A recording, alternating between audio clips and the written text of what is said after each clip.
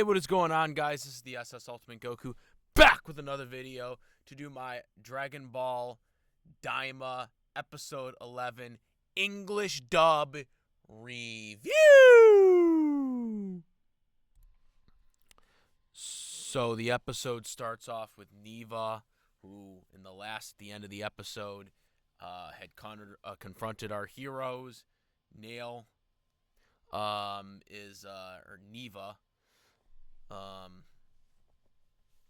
had confronted our heroes, trying to trick them, but Piccolo wasn't for it. Like, he wasn't falling for it. He knew what was. You know what I'm saying?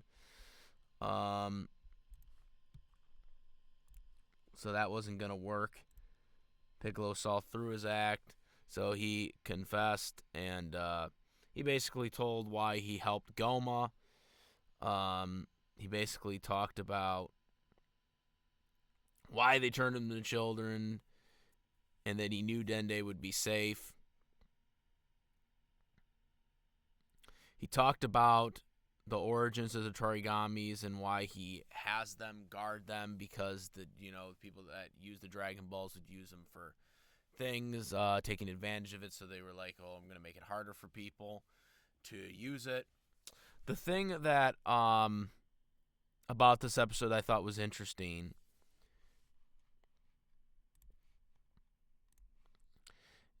is that I thought the whole thing with Neva, it was completely not acknowledged about him smelling. For anyone who doesn't remember, in the earlier episodes, it was said that he really stinks really bad. So in this episode, that was never mentioned at all, not once. So did they just forget this, or did he take a shower since the last time we saw Neva? Nonetheless, so he knew they would be safe, and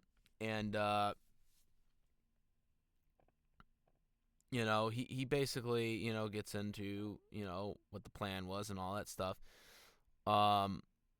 When Piccolo asks him about the stuff about Namekians and stuff like that,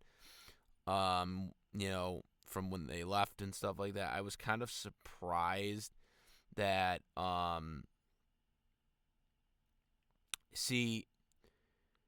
he was talking about things that technically Piccolo shouldn't know. But the stuff that he was talking about was from the Nail side of Piccolo.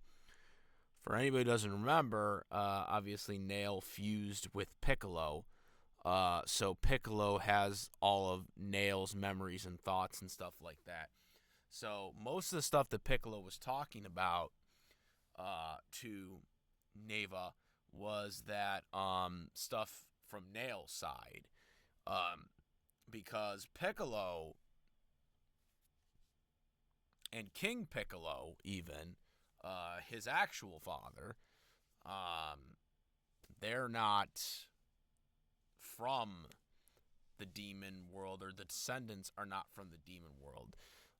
They were from Namek, but they were sent so long ago to Earth that obviously they don't really have any thoughts or memories of planet Namek. So this was mostly from the Nail side of it, that this was coming from, of Piccolo's thoughts, which I really wish that was kind of more touched on, because they kind of just make it seem like, oh yeah, Piccolo knows all this, he just somehow knows all this. In reality, it's the Nail side of this that gives him the memories of planet Namek in that content, because Piccolo really has no memories of planet Namek. He was sent when he was a baby. He has no memories of planet Namek, other than obviously when he went to Frieza, or when they went to fight Frieza or whatever on planet Namek. He has no memories of the planet Namek. But one thing that was also brought up is that Piccolo, because he's been on Earth for so long, that he doesn't know the Namekian language anymore. And so because of this is why they need Neva to be with them, because he wants to go with them to to see them fight the Torigami. Now, he also basically says the reason why, because Pansy basically flat out asks him, why haven't you taken over? You have enough power to take over the demon realm, but you chose not to.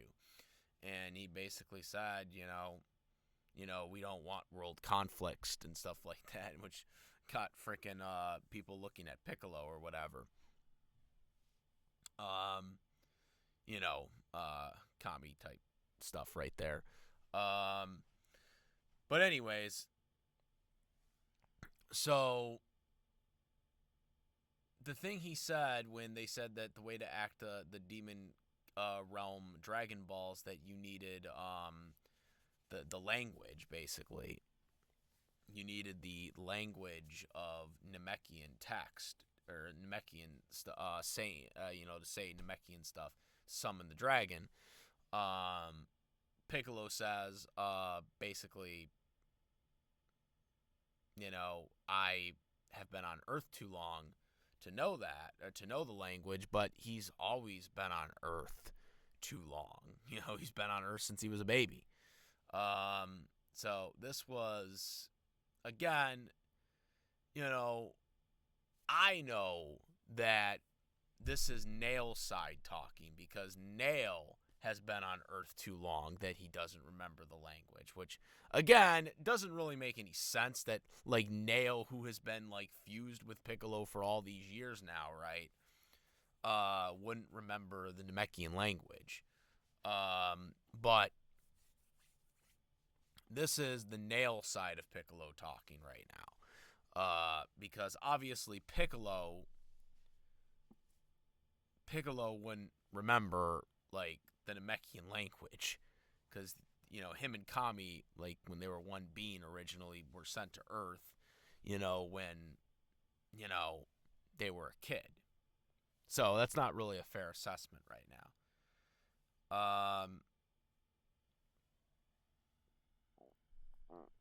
Excuse me. That was not really a fair assessment. And that's why I really wish they would have mentioned Nail in some capacity here. They just kind of never do that. They never kind of, remind people that Nail is inside of Piccolo. Now obviously the older crowd and the people that watch Dragon Ball Z obviously know this already. So we don't need that much of an explanation. But if you're looking at a younger audience that's watching this, that doesn't that hasn't seen maybe Z in its entirety or whatever, which you're living on a rock if you haven't. But maybe it's just a young kid that hasn't seen the whole series yet, and they're watching this for some reason, and they don't understand why Piccolo would know that. That's why you really should mention Nail in this. But anyways, I digress. While that is going on, they obviously go on a ship, because they go back on the ship to basically find the Torigami number 2, so that they can fight him. But meanwhile, while that's all going on, while this is all going on, you have Arinsu, who basically returns to where they created the first Majin Kuu, with Marba, and they basically now try to create basically a new Majin Buu, You also have Majin Kuu there, who's basically making jokes about how, oh, this is going to be my brother or whatever, and he actually is the one who plants the seed to officially create his brother, who ends up being Majin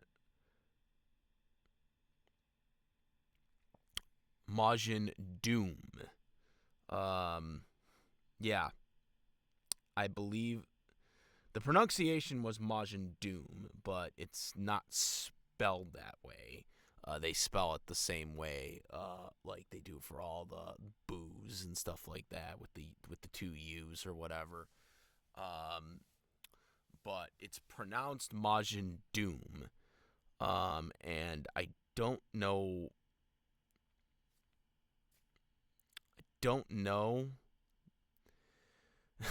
But that's what they went with. I mean, I just was like, Majin Doom. Okay. Anyways, Majin Doom is kind of like, he's got like the Kid Buu, like black and red eyeball eyes, but he's kind of like Fat Buu. You know, so in this situation, Majin Doom is kind of like he's kind of like strong. He's definitely stronger than Majin Kuu, but he's not as smart as Majin Kuu. Majin Kuu is like smart, but he isn't that great of a fighter. But Majin Doom is like a pretty good fighter, but he's kind of stupid and doesn't know what he's doing. So Majin Kuu gets his brother some chocolate. He breaks another half of his cut of the chocolate bar, which his brother eats that bigger half and then tries to eat the other half that Majin Kuu has when he buys the chocolate. Now, I have no idea how Majin Kuu was able to get chocolate that fast, but nonetheless, he did. So, Majin Doom, he challenges the first Dragon Ball Tamagami. And so they kind of start fighting. And it's kind of a wacky fight. It hasn't been finished yet, but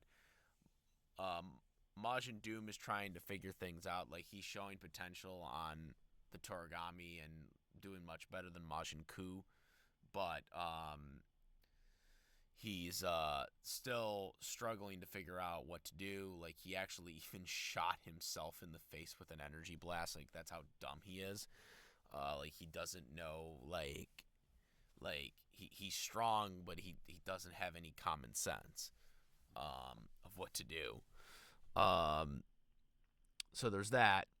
Also, the heroes group wretched the Second World Tamagami, aka number 2 Toragami that's holding that Dragon Ball. But before they get off the ship, Vegeta basically says, I'm fighting him because you fought the last one, Goku. So Vegeta gets to fight him now. Pansy is a little skeptical because Pansy hasn't seen Vegeta fight before.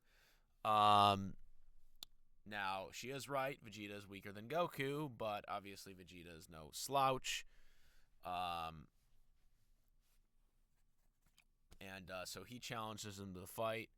The Toragami actually hesitates to actually accept the fight, which is kind of weird since, obviously, the third one had no problem fighting Goku right away.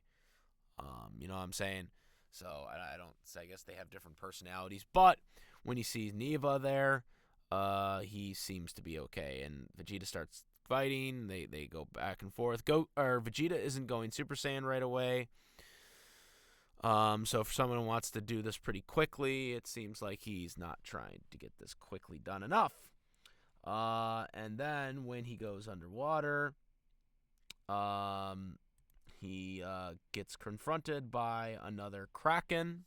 I don't know if it's the same Kraken from before that took the ship down, But it's another Kraken, and he's trying to eat Vegeta. Vegeta like powers up, and then just gets out of there, and then starts continue fighting the Toragami again. But then the Kraken just tries to pursue him even more, and does actually eat Vegeta as the episode ends. Well, not eat him, but like Vegeta's basically in his mouth as he goes down. But he obviously hasn't swallowed Vegeta yet.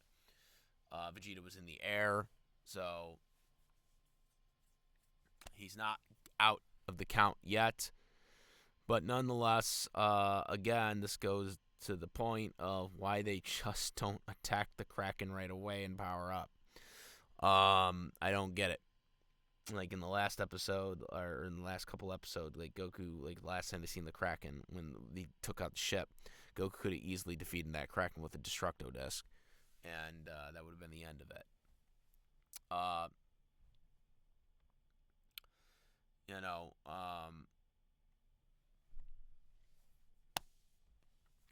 so yeah.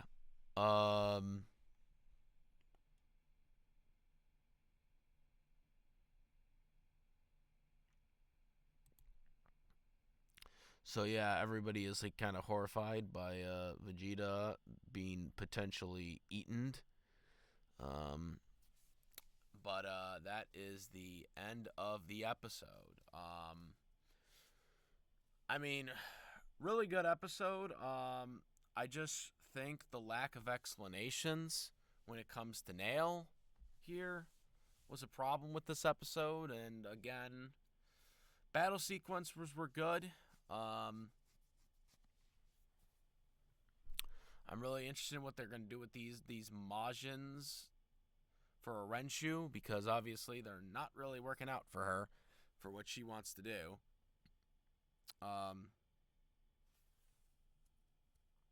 There was kind of a funny joke with Gomez, or Goma, I'm sorry, Goma, who was watching this on the TV screen, kind of really wondering if, for all the stuff that Goma is watching, like watching the heroes all the time, to why he is not suspicious of Arinsu, who is clearly trying to overthrow him, and he doesn't even realize it. He's not in the slightest suspicious of it. He's more concerned about taking out the heroes. Yeah.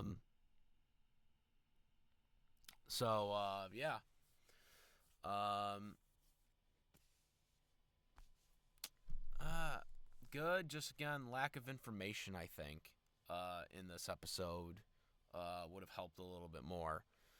But nonetheless, that is my review. Make sure to comment, rate. If you like this video, my videos, please subscribe. Hit the notification bell for latest content. Thank you. And that's it. I am the SS Ultimate Goku, and I'm out of here. Peace. Also, besides my YouTube channel, follow the Twitch, the SS Ultimate Goku, Instagram, the SS Ultimate Goku, and I do have a Discord link in the description, where we talk about various topics, including this one. And also, I do have a YouTube tier list, so make sure to go check that out for perks and stuff like that. And now I'm out.